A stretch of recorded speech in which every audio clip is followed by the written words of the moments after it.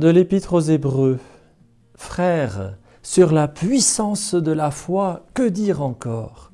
Le temps me manquerait pour rappeler l'histoire de Gédéon, Barak, Samson, Jephthé, David, Samuel et les prophètes. Par leur foi, ils ont conquis des royaumes, pratiqué la justice, obtenu la réalisation de certaines promesses. Ils ont fermé la gueule des lions, éteint la flamme des brasiers, échappé aux tranchants de l'épée, retrouvé leur force après la maladie, montré du courage à la guerre, mis en fuite des armées étrangères. Des femmes dont les enfants étaient morts les ont retrouvés ressuscités.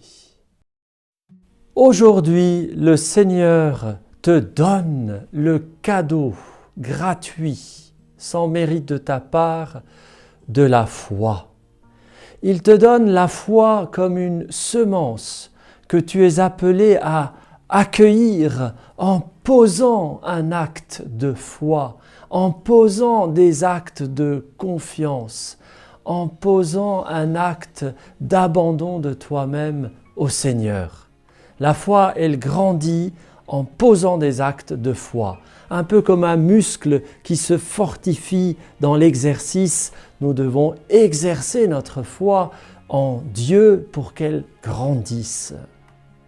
L'auteur de l'Épître aux Hébreux nous donne un exemple des héros de la foi qui ont mis leur confiance dans le Seigneur et le Seigneur a répondu et parfois d'une manière absolument étonnante. Notre problème, c'est souvent que nous attendons le secours d'une certaine manière, alors que Dieu est en train de nous tendre la main d'une autre manière. Que l'Esprit Saint ouvre tes yeux pour voir le secours de Dieu, la main tendue de Dieu aujourd'hui dans ta vie, dans ta journée. Oui, le Seigneur est présent. Actuellement, nous vivons un temps d'épreuve pour notre foi en la puissance de Dieu.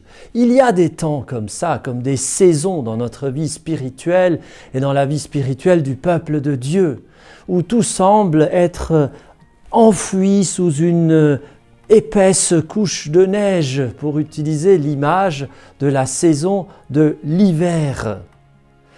Eh bien, c'est un moment où beaucoup de choses peuvent se jouer au fond de ton cœur et dans ton esprit. C'est un moment de bataille importante mais intérieure, cachée, pour porter un fruit abondant. Aujourd'hui, dans ton esprit, il y a un combat entre la foi en Dieu, en Jésus-Christ, en la résurrection, en la vie éternelle, et l'incrédulité, le doute, le désespoir, le découragement, l'esprit de mort, l'absurdité. Nous ne sommes pas en Absurdistan, nous sommes en chemin vers la Jérusalem céleste. Ce n'est pas tout à fait pareil. Eh bien, aujourd'hui, dans ton esprit, que l'Esprit Saint te montre la bataille qui est en train de s'accomplir, dont tu es le protagoniste, l'acteur.